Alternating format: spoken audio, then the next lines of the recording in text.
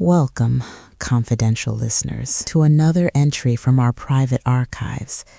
This is a space for the unspoken.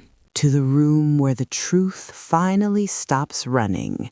You're tuned into the secret's inbox. They say blood is thicker than water, but in the shadows of the West Midlands, even the strongest bonds can be forged in fire and broken in ice. Tonight's archive comes from a woman named Denise, a woman who watched the man she worshipped walk down the aisle with her own cousin, Isla.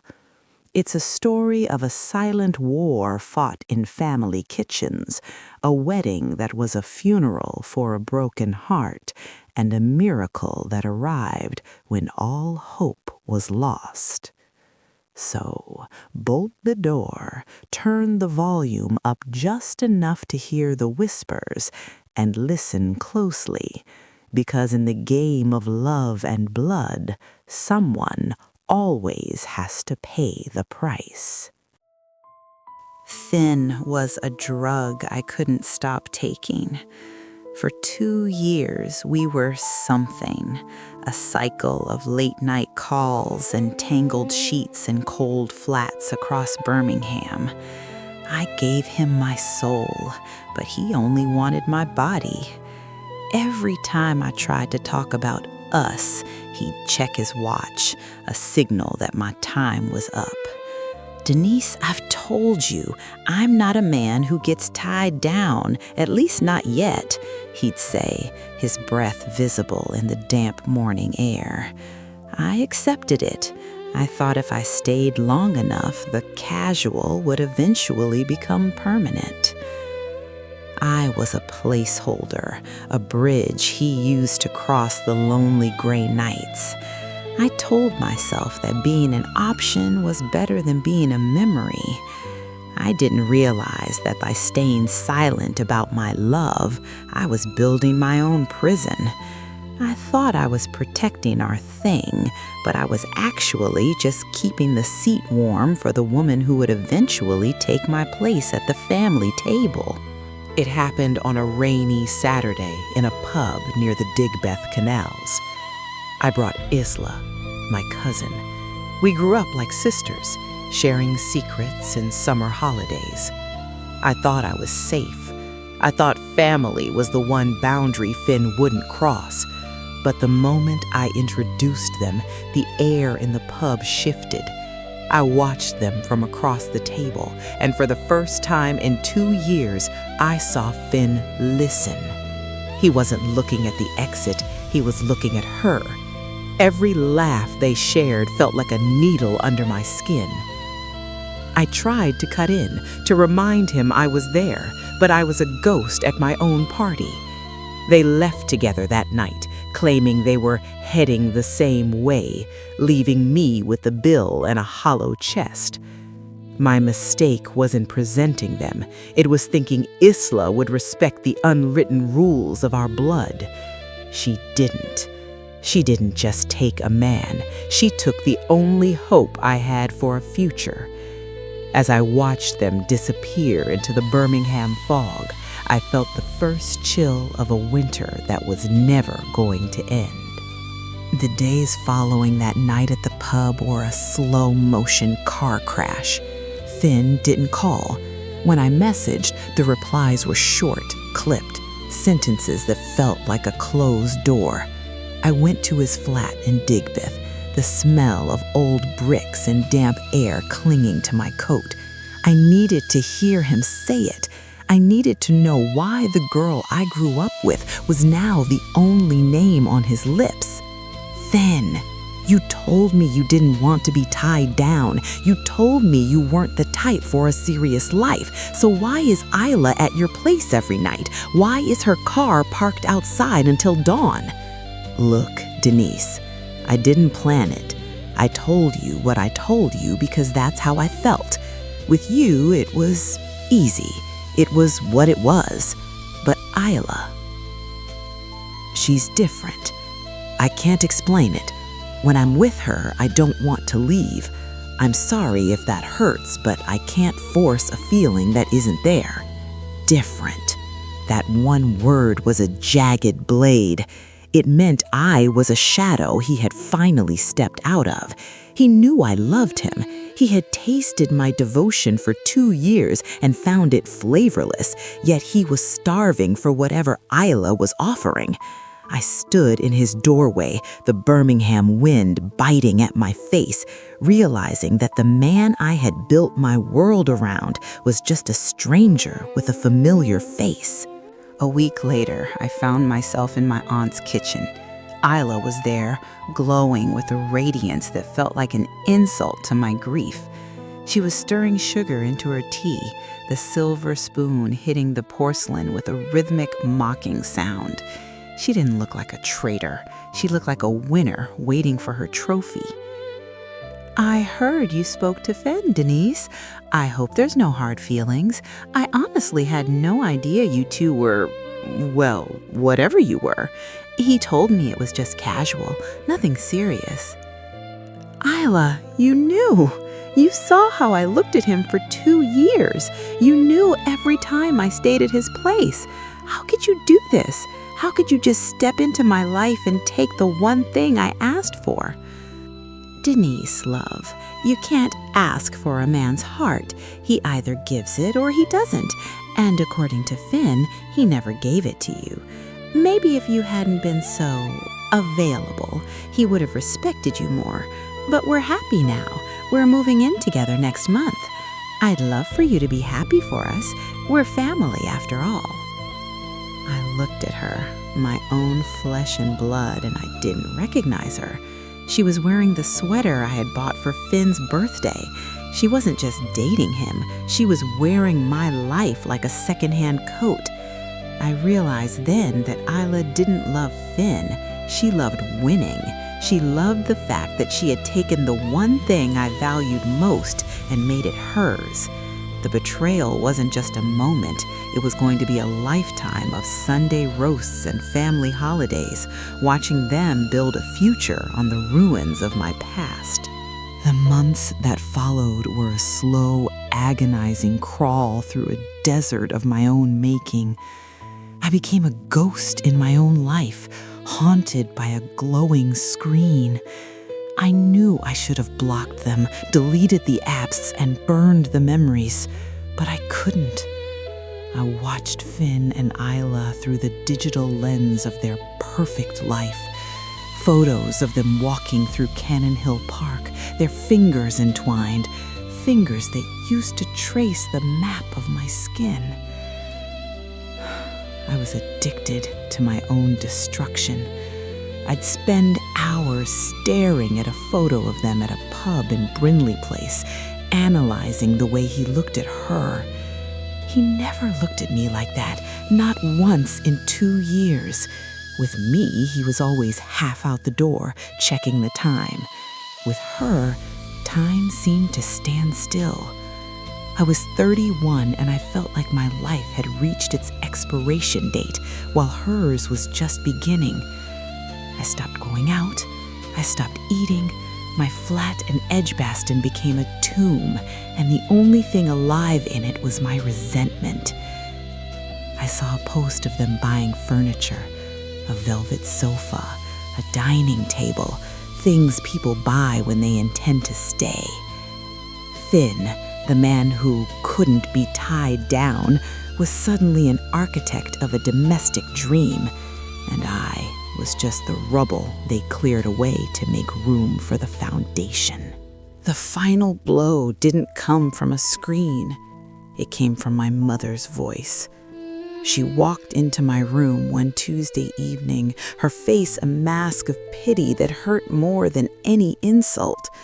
She was holding a cream-colored envelope, the paper thick and expensive, the kind of paper that carries a death sentence for a broken heart. Denise, love, I didn't want you to hear it from someone else.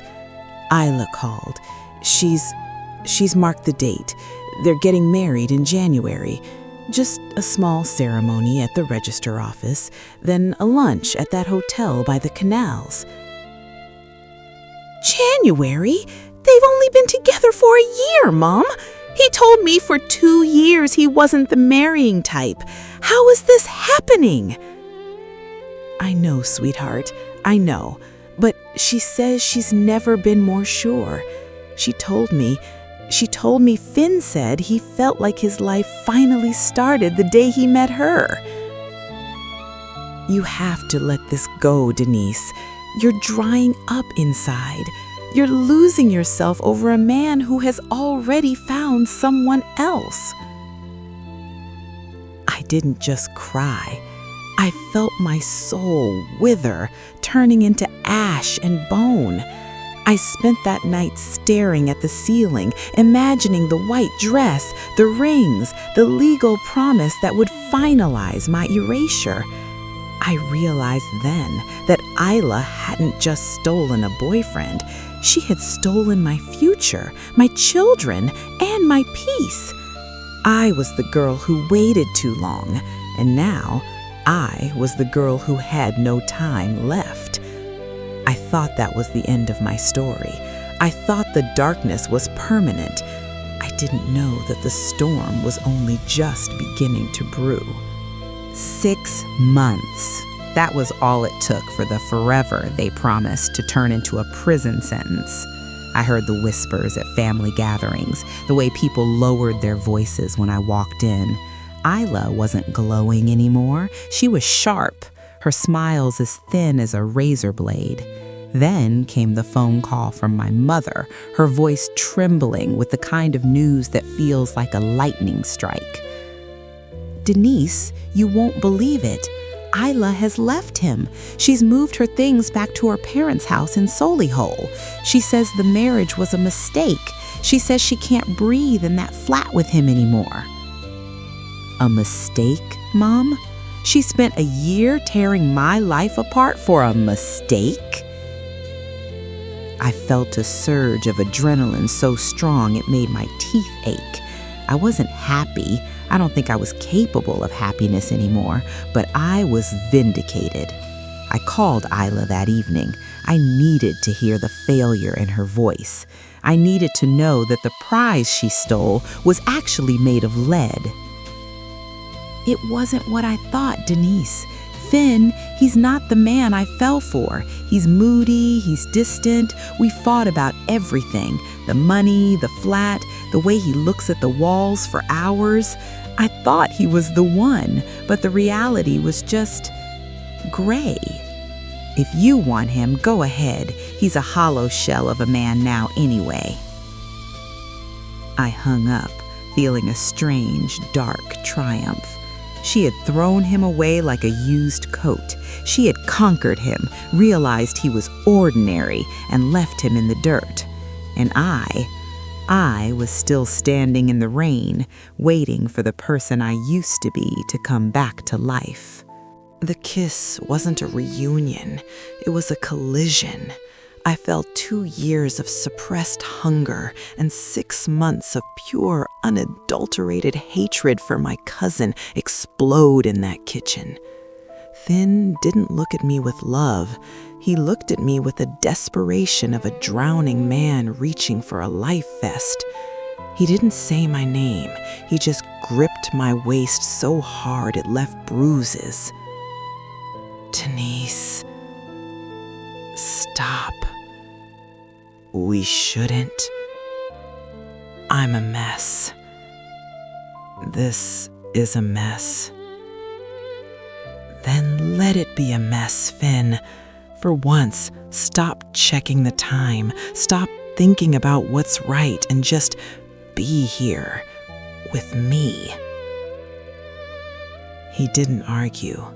He led me into the bedroom, the same room where Isla's perfume still lingered in the curtains, a floral ghost haunting the corners. He stripped me of my clothes like he was trying to peel away the last year of my life. Every touch was frantic, almost violent in its need to erase the memory of her. We made love like two survivors in a bunker. It wasn't the soft, romantic dream I'd imagined for a decade. It was loud, it was desperate, and it was filled with the bitter taste of a victory that felt like a defeat. I held him, my nails digging into his shoulders, thinking that if I could just hold him tight enough, I could fuse our souls together so Isla could never find a crack to crawl back into. I love you, Finn. I never stopped. He didn't say it back. He just turned his head away, staring at the shadows on the Birmingham skyline, and I realized that while I was giving him my future, he was just using me to survive his past. The morning light in Birmingham is never kind. It's a gray, unforgiving glare that shows every stain on the carpet and every crack in the heart. I woke up to the sound of Finn moving in the kitchen. No morning kiss, no whispered promises, just the smell of burnt toast and the cold realization that the sun had come up on a mistake. There's tea on the counter, Denise. Look, about last night, I was out of it. I'm still out of it. You shouldn't have stayed. Finn, we were together. It meant something. You were the one who led me to the room. It meant I was lonely, Denise. It meant I'm a man who just lost his wife, and I'm grasping at anything that feels familiar. But it doesn't change anything. I still love Isla. Even after what she did, she's the one I want. Last night, it was a lapse in judgment for both of us. Please, let's just forget it ever happened. We're friends. Let's keep it that way. I walked out of that flat feeling like a piece of trash discarded on a Digbeth sidewalk. 3 weeks passed. 3 weeks of me trying to scrub the scent of him off my skin, only to find that my body was keeping a secret my heart wasn't ready to hear. I stood in my bathroom, staring at the plastic stick in my hand. 2 blue lines, a positive verdict. I felt a wave of nausea that had nothing to do with the morning. I was 31, single, and pregnant with the child of a man who had just told me to forget he ever touched me. But then, a strange, terrifying joy began to bloom in my chest. I looked in the mirror and smiled. Isla had the wedding, the rings, and the legal papers, but I had the one thing she couldn't take. I had his blood. I had the miracle. And I knew that from this moment on, Finn would never, ever be able to forget me again. I didn't call him. I didn't text. I walked to his flat in Digbeth with the lab results clutched in my hand like a weapon. The Birmingham sky was a bruised purple and the air tasted of rain and soot. When Finn opened the door, he looked annoyed, his eyes already searching for an excuse to send me away.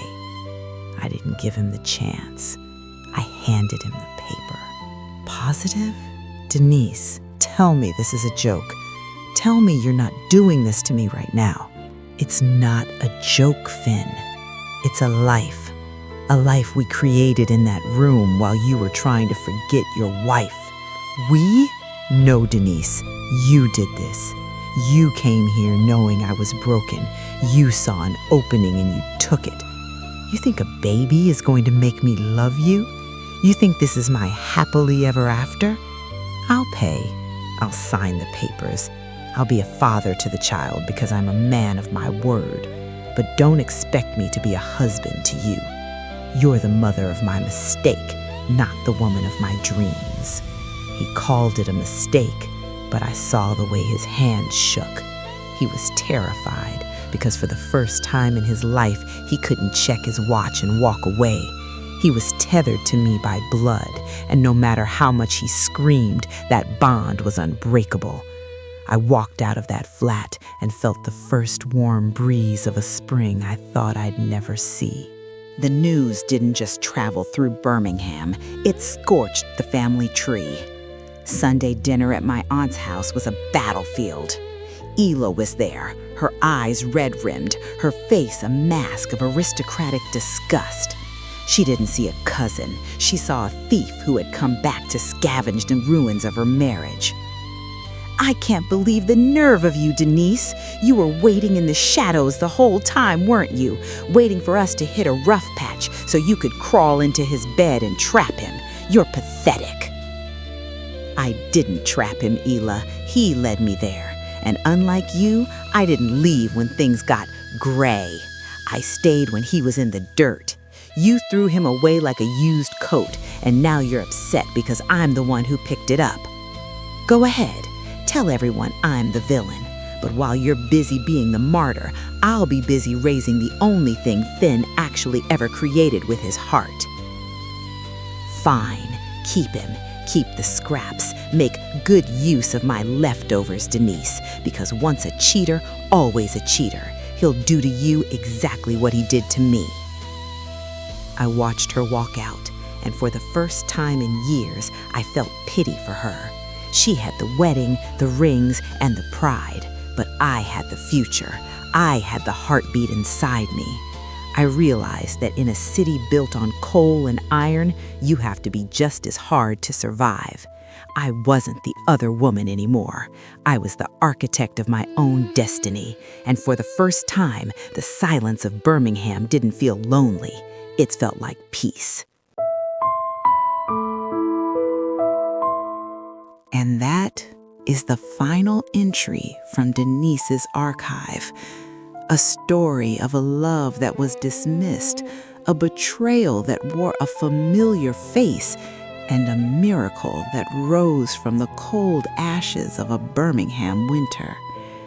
It leaves a heavy ache in the spirit, doesn't it, to see how the threads of family can be so easily unraveled by the very hands that were meant to hold them tight. If Denise's journey through the shadows of the West Midlands has moved you, please leave a like on this video and subscribe to our channel. Help us continue to unbox these unspoken truths from the secrets inbox. But now, I want to turn this over to you, my confidential listeners. Was Denise's pregnancy a form of justice for the way she was treated, or did she become just as manipulative as the cousin she despised? Share your thoughts in the comments below. Because in a world where blood is supposed to be thicker than water, sometimes the only way to find your own reflection is to let the current take you where it may. Until next time, stay safe and keep your secrets close. Good night.